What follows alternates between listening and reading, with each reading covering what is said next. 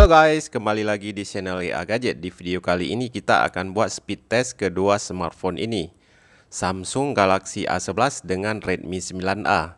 Mana satu di antara smartphone ini yang lebih smooth dan cepat? Sebelum kita lanjutkan, jangan lupa like, subscribe, tekan tombol loncengnya untuk update video-video berikutnya.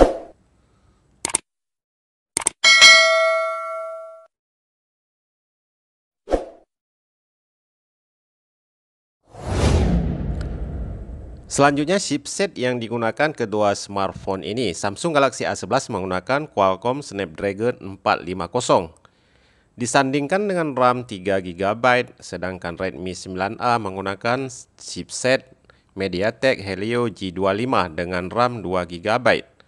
Oke guys, untuk lanjutannya simak video ini sampai habis. Let's go!